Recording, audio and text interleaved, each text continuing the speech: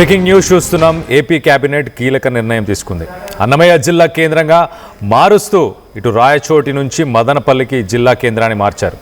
ఈ జిల్లా కేంద్రం మార్పుతో మంత్రి రాంప్రసాద్ రెడ్డి కన్నీళ్లు పెట్టుకున్నారు. మంత్రి రాంప్రసాద్ రెడ్డిని సీఎం చంద్రబాబు నాయుడు ఓదార్చారు. జిల్లా కేంద్రం మార్చుకుంటే ఇబ్బందులు తలెత్తుతాయి అని చెప్పేసి మొత్తానికైతే ఇటు రాయచోటి అభివృద్ధిని తాను చూసుకుంటానంటూ చంద్రబాబు హామీ ఇచ్చినట్టు తెలుస్తుంది. సో మొత్తం మీద అన్నమయ్య జిల్లాకు సంబంధించి జిల్లా కేంద్రాన్ని ఇటు మదనపల్లికి మార్చారు. మరి మదనపల్లికి మార్చడానికి గల కారణాలు ఏంటి, దానివల్ల వచ్చే లాభాలు నష్టాలు, అండ్ ఎప్పటి నుంచి జిల్లా కేంద్రంగా దీనికి సంబంధించి ఎప్పటి నుంచి ఆపరేషన్స్ మొదలవ్వబోతున్నాయి అనేది కూడా తెలుసుకునే ప్రయత్నం చేద్దాం. మా ఏపీ ఇన్పుట్ ఇన్ఛార్జ్ కృష్ణమోహన్ ఉన్నారు. కృష్ణమోహన్తో మాట్లాడి తెలుసుకునే ప్రయత్నం చేద్దాం. కృష్ణమోహన్, చెప్పండి, అసలు మదనపల్లిలో ఎప్పటి నుంచి జిల్లా కేంద్రంగా ఆపరేషన్స్ మొదలవ్వబోతున్నాయి?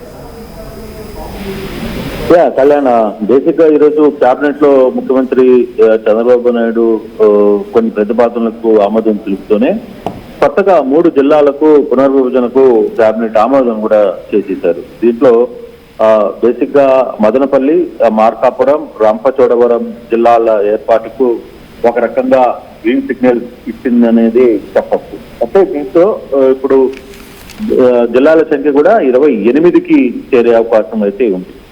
అన్నమయ్య జిల్లా కేంద్రాన్ని మదనపల్లికి మార్చింది. అలాగే రాయచోటిని మండలాన్ని, ఆ నియోజకవర్గాన్ని కూడా మదనపల్లికి చేర్చారు. రైల్వే కోడూరును తిరుపతి జిల్లాకు, రాజంపేటను కడప జిల్లాకు, గూడూరుని తిరుపతి నుంచి నెల్లూరు జిల్లాకు ఒకే చేయించారు. అంటే ఇప్పుడు వరుసగా గడిచిన ఒక 20 రోజులుగా గూడూరుని నెల్లూరులోకి ఉంచాలి అనే ఒక పట్టుబడుతున్నారు. ఆ యాంగిల్లో పబ్లిక్ రోడ్ల మీద వచ్చి గొడవ చేస్తున్న పరిస్థితి. మరోవైపు అలాగే మదనపల్లి అన్నమయ్య జిల్లాని మార్చొద్దు, రాయచోటిని అన్నమయ్య జిల్లాగా రాయచోటి జిల్లాగా ఉంచండి అని చెప్పి అక్కడ కూడా కొంత గొడవ జరుగుతున్నట్టు. ఆ సందర్భంలోనే ఈ రోజు కొంత కీలకమైతే నిర్ణయం తీసుకుంది. ఒకటి, రాయచోటిని మదనపల్లి జిల్లాకు, రైల్వే కోటను తిరుపతి జిల్లాకు, రాజంపేటను కడప జిల్లాకు, గూడూరును తిరుపతి జిల్లా నుంచి నెల్లూరు జిల్లాకు మార్చేందుకు గ్రీన్ సిగ్నల్ అయితే ఇచ్చేసింది. అయితే ఈ నేపథ్యంలోనే ఆ ప్రాంతానికి సంబంధించిన రాయచోటికి సంబంధించి ఎమ్మెల్యేగా ఎన్నికడి మంత్రిగా ఉన్న, ట్రాన్స్పోర్ట్ మినిస్టర్ గా ఉన్న రాంప్రసాద్ రెడ్డి ముఖ్యమంత్రితో చాలాసేపు బాధపడి కన్నీళ్లతో ఆయన తన వేదన్ని, మా జిల్లా ప్రజల ఆకాంక్షని చంద్రబాబు ముందు పెట్టే ప్రయత్నం అయితే చేశారు. ఆ తర్వాత కూడా ఆయన మధ్యలో లేచి, కేబినెట్ లో నుంచి మధ్యలో లేచి నేరుగా నడుచుకుంటూ వస్తున్న సమయంలో కూడా ఆయనతో పాటు R&B మినిస్టర్ గా ఉన్న మరో మంత్రి కూడా ఆయన్ని ఓదార్చే ప్రయత్నం చేసిన మీడియా ముందు కూడా ఆయన కన్నీళ్లు పెట్టుకుంటూ అక్కడి నుంచి ఏమీ మాట్లాడకుండానే వెళ్ళిపోయారు. అయితే అప్పుడు మంత్రికి క్లియర్ గా చంద్రబాబు ఒకటే చెప్పారు, మీకెందుకు, మదనపల్లి జిల్లాని నేను చూసుకుంటాను, రాయచోటిని ప్రత్యేకంగా నేను చూసుకుంటాను, అభివృద్ధి విషయంలో అక్కడక్కడ కొన్ని ఇబ్బందులు వచ్చినప్పుడు దాన్ని అధిగమించాలి, అంతేగాని ప్రాంతాలు విడిపోతున్నాయనే బాధ అయితే మీరు పెట్టుకోవద్దు అని చెప్పి మంత్రికి కూడా చంద్రబాబు నాయుడు చెప్పిన నేపథ్యంలో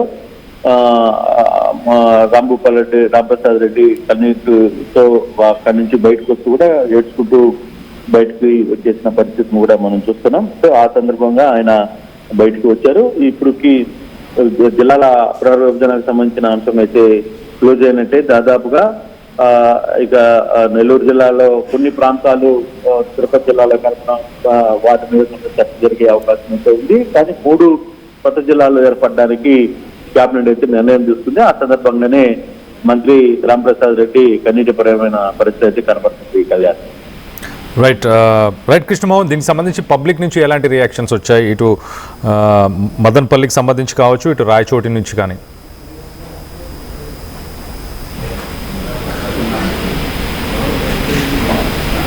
రైట్, మరింత వివరాలు మరొకసారి కనెక్ట్ అయిన తర్వాత తెలుసుకునే ప్రయత్నం చేద్దాం. మొత్తం మీద ఇటు ఆంధ్రప్రదేశ్ క్యాబినెట్ ప్రస్తుతానికి ఇటు రాజంపేటని ఇటు కడపలో మళ్ళీ మర్జ్ చేయాలని చెప్పి డిసైడ్ చేసి, ఓకే, ఓకే, అలాగే రైల్వే కోడ్ని తిరుపతిలో ఇంక్లూడ్ చేసే ప్రయత్నం చేస్తున్నారు, అలాగే గూడూరుని కూడా నెల్లూరులో ఇంక్లూడ్ చేసే ప్రయత్నం చేస్తున్నట్టు తెలుస్తుంది. సో మొత్తం మీద దీనికి సంబంధించి ఇప్పుడు మదనపల్లి అలాగే రాయచోటిలో ఎలాంటి రెస్పాన్స్ ఉందో తెలుసుకునే ప్రయత్నం చేద్దాం.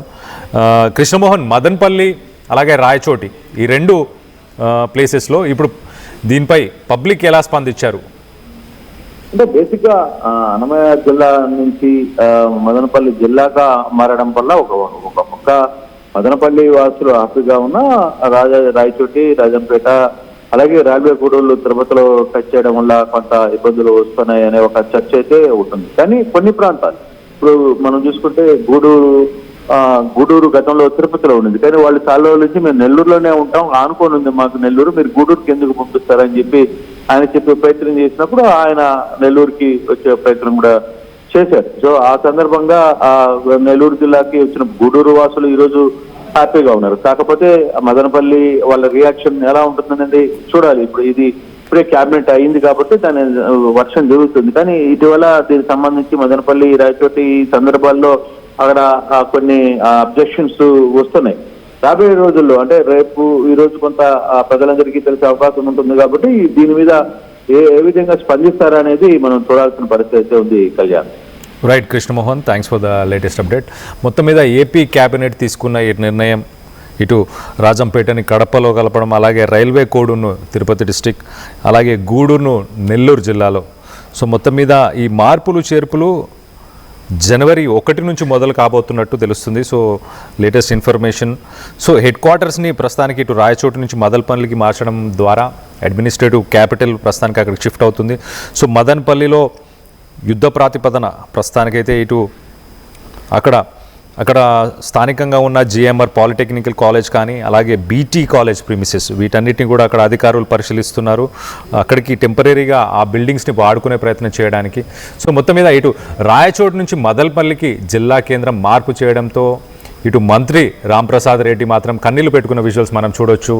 తన జిల్లాకు సంబంధించిన హెడ్ క్వార్టర్ని మార్చడం ద్వారా ఇటు రాయచోటికి అన్యాయం జరిగే అవకాశం ఉంది అంటూ ఆయన బాధపడడం, దానికి సీఎం చంద్రబాబు నాయుడు స్పందించి లేదు రాయచోటికి సంబంధించిన అభివృద్ధిని తానే దగ్గరుండి చూసుకుంటానంటూ హామీ ఇవ్వడం. సో మొత్తం మీద ఇదంతా జరిగింది. క్యాబినెట్కి సంబంధించిన ఈ మార్పులు చేర్పులపై మీ అభిప్రాయాలు ఏంటనేది కింద కామెంట్ రూపంలో తెలియపరచండి. ఇటు రాజంపేటని కడప జిల్లాలో కలపబోతున్నారు, అలాగే రైల్వే కోడూరుని మళ్ళీ తిరుపతికి సంబంధించిన తిరుపతి జిల్లాలో కలపబోతున్నారు, అలాగే గూడూరుని మళ్ళీ నెల్లూరు జిల్లాలో కూడా కలపబోతున్నారు. దీనికి సంబంధించి మీరేమనుకుంటున్నారు?